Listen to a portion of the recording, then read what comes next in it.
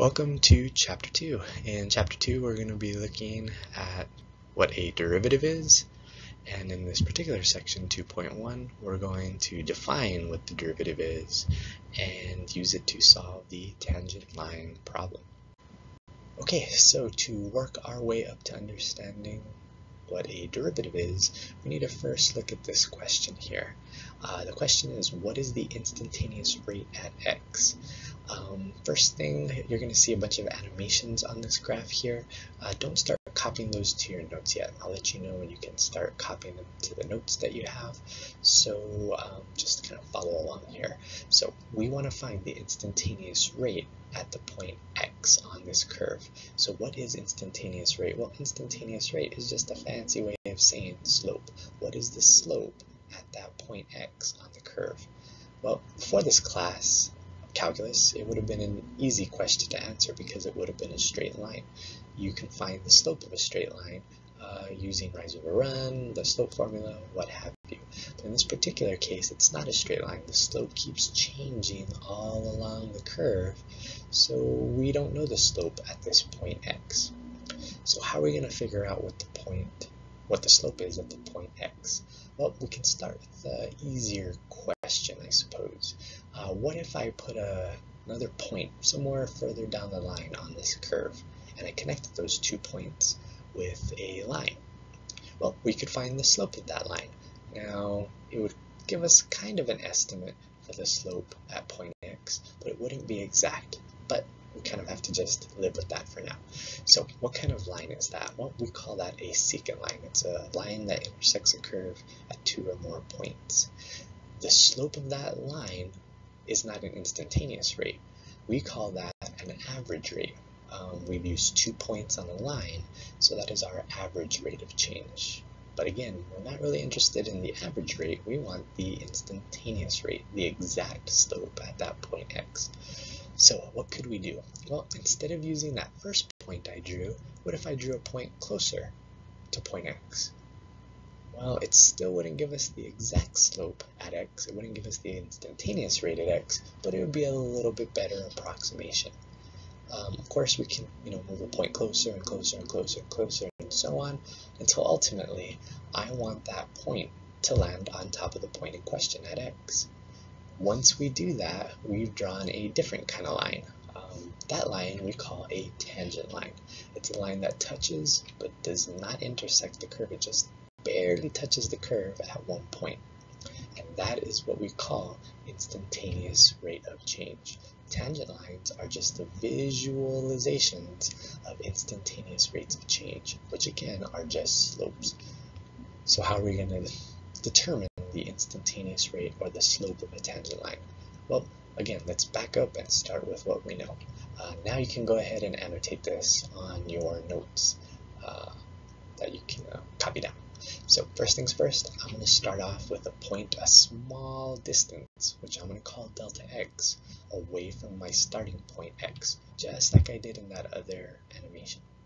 So if I take my starting point of x and move over a small distance delta x, I'm going to end up with a new point.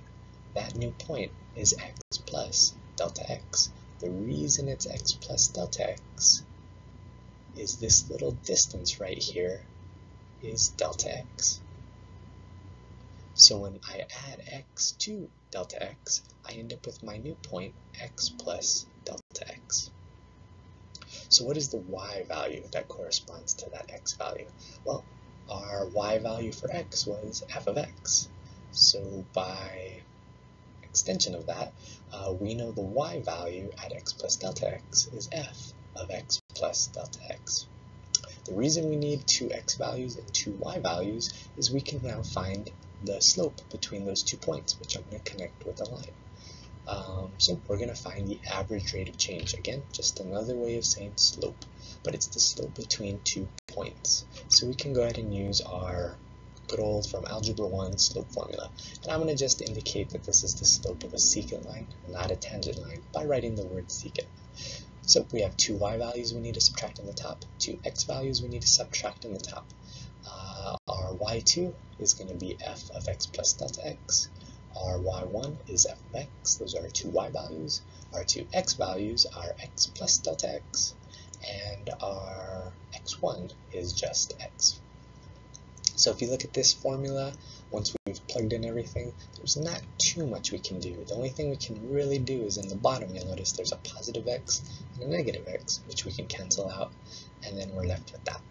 So if I want to know the slope of a secant line, that's the little formula I can use. It's one y value, which is f of x plus delta x, minus another y value, which is f of x, all divided by a little change of x, a little distance, which we're calling delta x.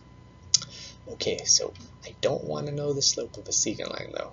We're still trying to work up to this idea of finding the slope of a tangent line. And remember, that point that I drew some small distance away, delta x, I want that point to eventually land on top of x, the point x, so that it becomes a tangent line. So I want to move that point slower and slower and slightly closer and closer to that point x. The only way I can make that happen is to make delta x go down to 0. If that little distance delta x is 0, then the second point is right on top of the first point, and that's where I want to find the slope at. The process that allows us to let delta x go to 0 is to take a limit, which we studied in chapter 1. I need to let the limit of delta x shrink down to 0. So now I'm not going to write m secant anymore. I'm going to write m tangent. If I let that delta x shrink down to 0, then that line is no longer a secant line, it'll become a tangent line. You'll notice the only difference between the slope of a secant line formula and the slope of a tangent line formula is that there's a limit in the, or next to the fraction. So instead of writing m and then the long word tangent next to it, we have a different notation. When we define functions, we write them as f of x. When we define slopes of tangent lines, we define them as f prime of x. This formula is what we call a derivative. It is the formula, it is the process which lets us find slopes of tangent lines. You don't have this slide printed in your notes, but it'll serve to kind of give you a better visual representation of a secant line becoming a tangent line, or moving that point ever so closer to the point that you're trying to find the slope at, letting that delta x shrink down to 0. So you'll notice in this first animation, the dot moves closer and closer and closer to the point in question, and eventually it lands on top of that point, and we get a tangent line. And you'll notice delta x shrinks down to 0.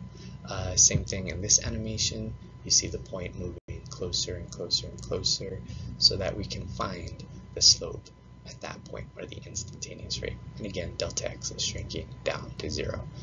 Another animation, point on the curve getting closer and closer and closer to the point in question where we want to find the slope or the instantaneous rate.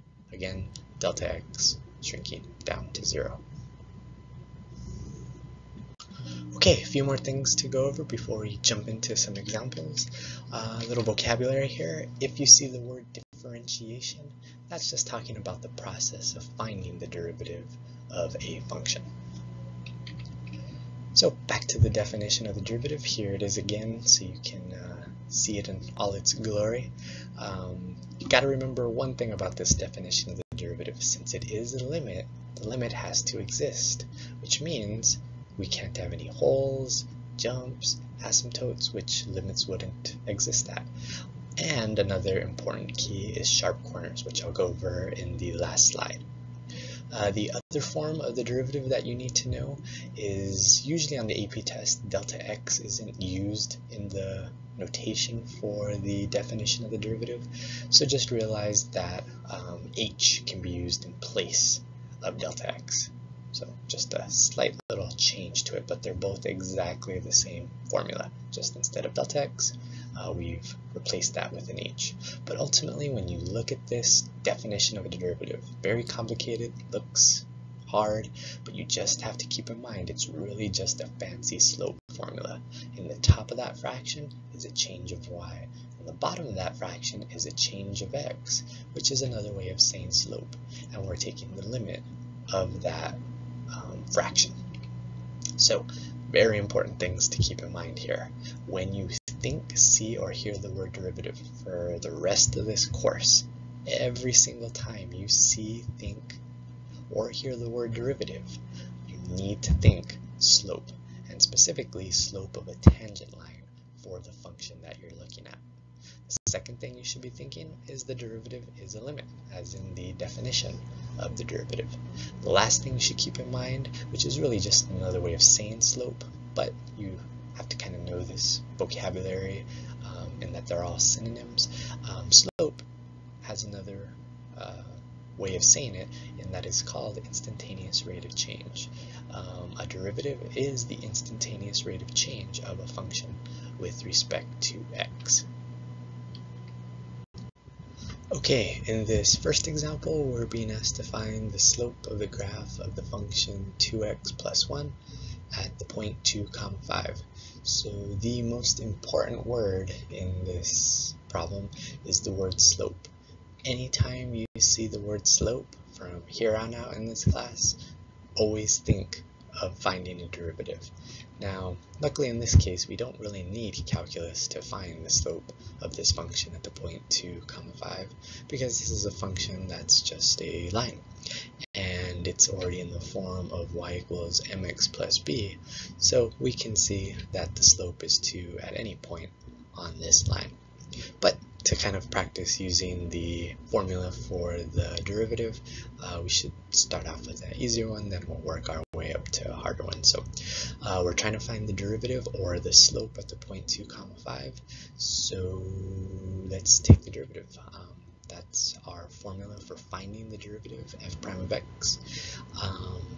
So let's go ahead and apply the formula. So this part right here is the part that gives most students issues. What goes in this spot right here? Well, this is telling you to take x plus delta x and plug it into the function wherever you see x.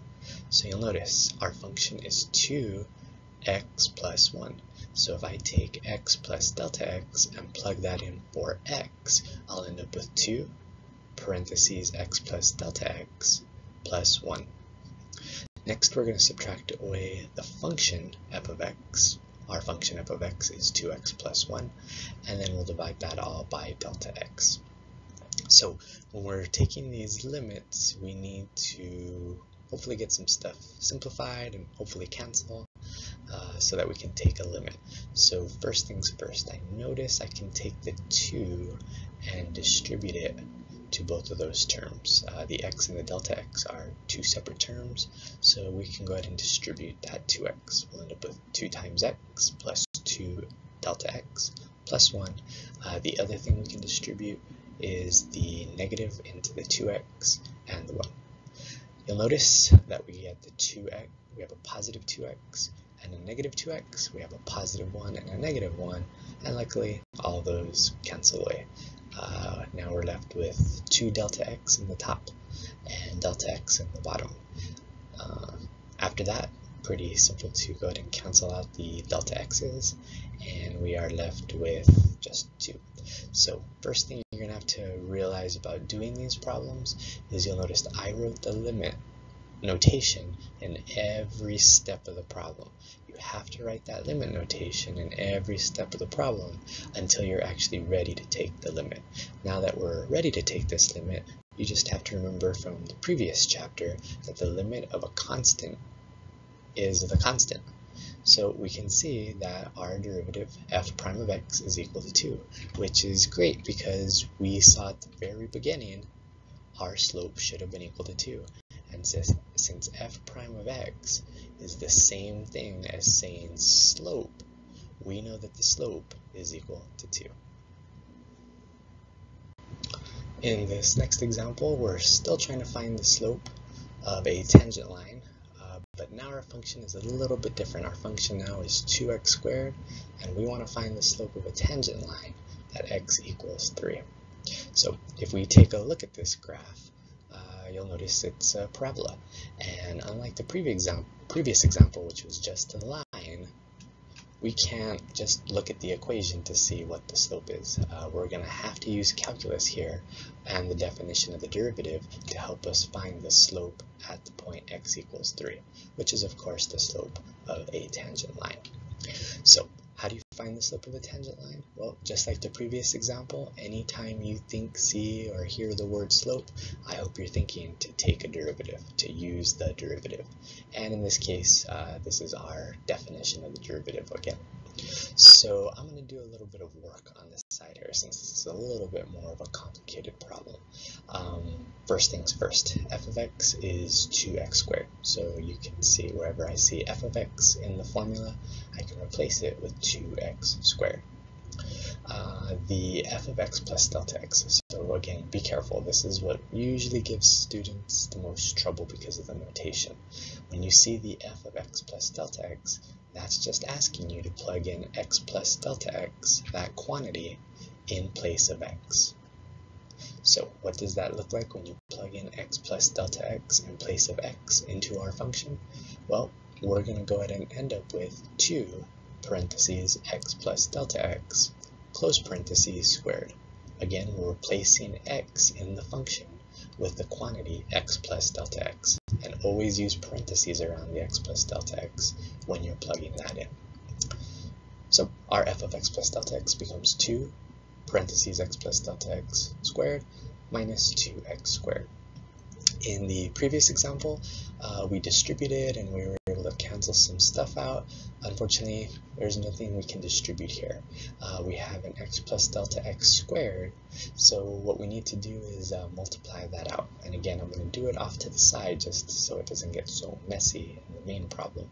So what do we get when we multiply x plus delta x quantity squared? Well, we can use the FOIL process, the box method, whatever way you want to multiply it out. But ultimately, when you multiply it out, we're going to end up with x squared, 2x times delta x, plus delta x squared. And those parentheses around the delta x are important. You don't really have to put parentheses around this delta x, but if it helps you see that the delta x is a separate thing from the x, then it's probably a good idea to put those parentheses. So we can take what we foiled out off on the side and put that back into the main problem. Just don't forget there's a 2 on the outside of that whole thing that you foiled out. Now, of course, with that 2 on the outside of all those terms, we can go ahead and distribute the 2 to all those terms. So what do we end up with? We end up with 2 times x squared. The 2 times the 2 will give us 4x delta x. And again, if it helps you see it a little bit better, you can put parentheses around the delta x just so you can see that there's a difference between the x and the delta x. And then we'll end up with plus 2 delta x squared minus 2x squared. All of these problems always have a built-in kind of way to check if you've been doing the steps right. You should always at least get one thing to cancel after you've multiplied everything out. And you'll notice the 2x squareds cancel each other out. One's positive and one's negative. So what do we end up with? We end up with 4x delta x plus 2 delta x squared. And again, I'll put those parentheses here if it helps you see that the delta x is separate from the x. So nothing we can really cancel here, but if you notice in the top, the first term has a delta x, the second term has 2 delta x's, so we can factor out one of those delta x's. If you factor out a delta x from the first term, you're left with just 4x. If you factor out a delta x from the second term, you're left with 2 delta x. How does that help? Well, you'll notice in the top we have a factor of delta x. In the bottom we have a factor of delta x. So we can cancel those out, and that's good because now we're ready to take the limit. And again, I need to remind you, every step of the way, even though it can become tedious, we're writing that limit notation because we have not taken the limit. All we've done is manipulate the fraction, and we actually haven't taken the limit. Now we are ready to take the limit, so we don't need that limit notation anymore. Again, if you remember back from chapter 1, direct substitution. If you want to take a limit, all you need to do is take what your being asked to take the limit to and plug that in. We want to take the limit as delta x approaches 0, so all we need to do is plug that in for delta x. We'll end up with 4x plus 2 times 0, and of course that result is just 4x, and that is what is the derivative. F prime of x, which is another way of writing the word derivative, in this case is equal to 4x. So what is this thing that we just found right here? It is a derivative, but I'm going to kind of give you a different way of thinking about it. I mentioned back in chapter 1 that when we think of functions, we think of them as machines. We input something and then it outputs something. When we were dealing with functions, we would input an x value and it would spit out a y value. In this case, I'm going to call this a slope producing machine. Kind of if you want to use this visual to help you out, if you think of this as a machine, this derivative machine or slope producing machine, if we feed it an x value, it'll give us a slope. It spits out a slope value for any point on the curve 2x squared. So we don't want to find the point at just any x value. They tell us back in the problem we want to find the slope of a tangent line at x equals 3. So let's evaluate the slope. Our derivative, our slope producing machine, is 4x. F prime of x equals 4x. So if I want to know the slope at 3, I'm asking what is the derivative at 3. F prime of 3 means to plug in 3 wherever you see an x. 4 times 3 is 12, so we just discovered that the slope at the point x equals 3 is 12. Okay, here's one more example, but a very distinct difference in a way. We are given a function like the last example, but now we're not just being asked to find the slope of the tangent line at the point x equals 1. We're asked to find the equation of the tangent line at x equals 1. How is that different than the last problem? Well, not much different. In this case, we have a parabola again, and the big difference between this problem and the last problem is we still need to find the derivative to find the slope, but we got to take it one step further and find the equation of the tangent line. So in past math classes, you might have gotten used to writing your equations in the form y equals mx plus b, but in calculus, it's usually a little bit better, if not totally better, just to use point slope form. Y minus y1 equals mx minus x1. The good news about point slope form is all you need is a slope and a point. The point in this particular problem is not too bad. We need an x value and a y value. They didn't give us the y value, but it's not too hard to find the y value. If we take our x value of 1 and plug it into the function x squared plus 3, we'll end up with 1 squared plus 3, which is of course 4. So we have the point 1 comma 4. We know the point that we're trying to find the slope at, so now we just need to find the slope. And like I've said in each of these slides, every time you see the word slope in calculus, think derivative. At some point, you're going to need a derivative. In this case, or all we have right now is our derivative formula. So we're going to go ahead and apply that formula yet again. Just remember, the first part of this formula is asking you to plug in x plus delta x into your function wherever you see an x. So in this case, that's going to be x plus delta x squared plus 3 minus the quantity x squared plus 3. You have to be careful. When you plug in your function, plug it in using parentheses, because if you don't, you might miss the fact that we need to distribute that negative. But before we get to that, you'll notice that we have x plus delta x quantity squared. I'm not going to go through the process of talking about that again. Refer to the last slide to see what that looks like once you multiply it out.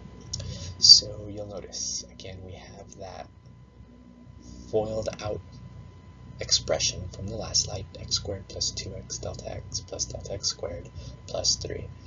And then we distributed the negative to the x squared and the negative 3.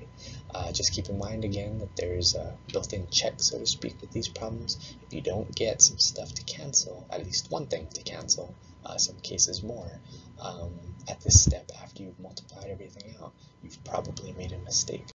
And you'll notice here that we have an x squared that cancels and a 3 that cancels. So now we're left with 2x delta x. Again, if it helps, you can kind of put a parentheses around that delta x, plus delta x quantity squared, all divided by delta x. We can't get anything to cancel here. There's nothing that simplifies. But what we can do is take the delta x that exists in the first term and the second term in the top and factor that out. You'll notice when you factor out a delta x from the first term, you end up with 2x. When you factor out a delta x from the second term, you end up with just delta x. You'll notice we have a delta x in the top, a delta x in the bottom, which is great. We can cancel those out. And now we have this very simple expression that we can take the limit of. Again, please keep in mind, even though it's tedious, write that limit notation in every step until you're actually ready to take the limit. And again, remember, by direct substitution, all you need to do is take that delta x, which is going to 0, and plug that in for delta x. We'll get 2x plus 0, or of course, just 2x. Again, don't forget what this represents. F prime of x is your derivative, and that is your slope-producing machine. So for the particular function x squared plus 3, our slope-producing machine is 2x. So if I want to know the slope at any point on the function x squared plus 3, this is the function, the slope-producing machine, that's going to give it to us. Well, I don't want to know the slope at just any old x value. In this particular case, we want to find the slope at x equals 1. So we have our derivative, our slope-producing machine, which I put under our slope title, and now we can just evaluate the derivative or the slope-producing machine at 1. F prime of 1, which is the derivative at 1, the slope at 1, is 2 times 1, or 2. So we just discovered that we have a slope of 2 at the point 1, 4. If I asked you to write an equation of that line, you could use y equals mx plus b, but a much quicker way to write it would be in the point slope form that you see below. Y minus y1, or y minus 4, is equal to mx minus x1. Our slope is 2, and our x value is 1. On the AP test, it is perfectly acceptable to leave things written like this on the free response part of the AP test. I'm going to go ahead and simplify the expression to y equals mx plus b format, but there is no reason why you actually have to simplify it, unless it's the multiple choice section where you'd have to match it to an answer choice. You are free to leave your answers unsimplified. That's the great thing about the AP test. But like I said, I'm going to go ahead and simplify it, and we'll end up with 2x plus 2. And that's the answer. We just took the last problem and took it one step further. We weren't asked to find just the slope of the tangent line, but the entire equation of that tangent line, which is really just an Algebra 1 question.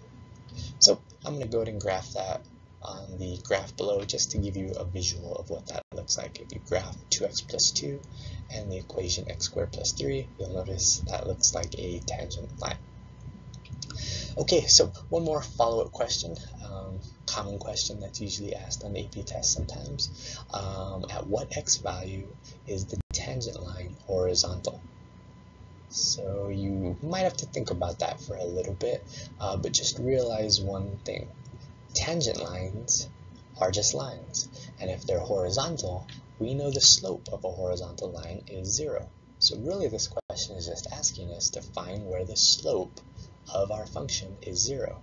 Now luckily you can see visually that the slope of a line being 0 happens right there at our y-intercept.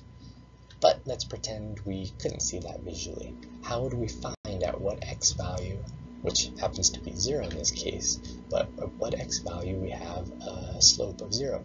Well, we have our slope-producing machine. In the previous problem, we wanted to find the slope at the point x equals 1.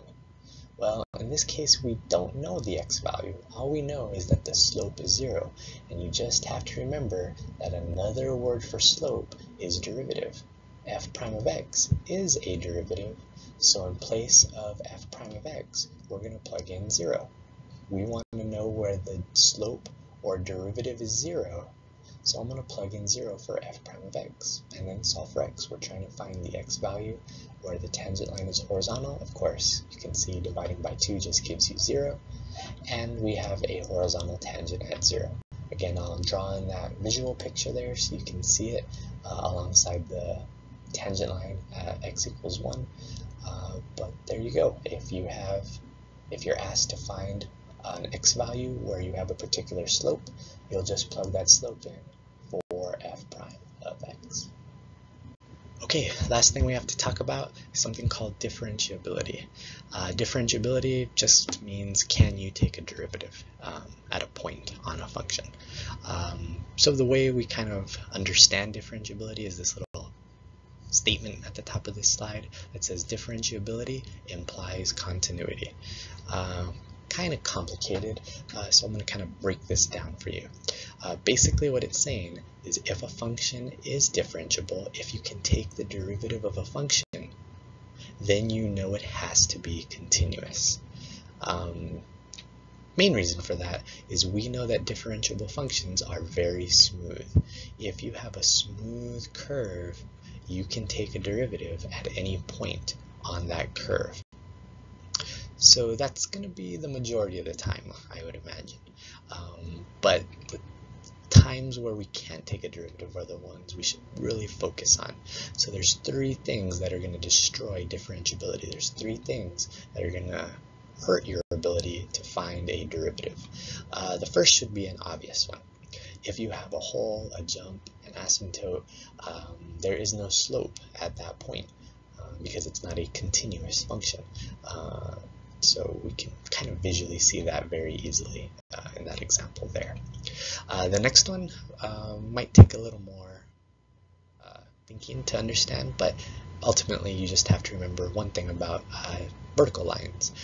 If you have a vertical tangent, our ability to take a derivative is destroyed.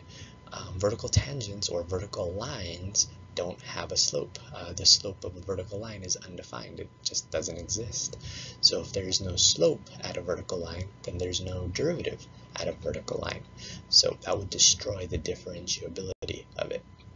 The last one is a sharp corner. This one I would say is a little more common. So anytime you have a sharp corner, we're not going to be able to find the derivative at that point. So why is that the case? Well, you'll notice in this example here, if I look at the sharp corner, if I wanted to know the slope at that corner, would it take on the slope to the left of the point, or would it take on the slope to the right of that point? It's not a question we can answer. We don't know if the slope is negative, like it is to the left of the point, or if it's positive, like it is to the right. Same thing in the second example. The slope changes very abruptly, which makes a sharp corner, which destroys our ability to find a derivative or differentiability. Here's the bad thing about the way you can interpret this statement, differentiability implies continuity. It doesn't work the opposite way. If I were to tell you that a function is continuous, that does not necessarily imply that it is differentiable. And the main example of that would be case 3. All 3 of these examples are continuous, but we cannot find the derivative at those sharp corners. So be careful. If I tell you a function is differentiable, you know it's continuous. But if I tell you a function is continuous, it may or may not be differentiable because it might have a sharp corner.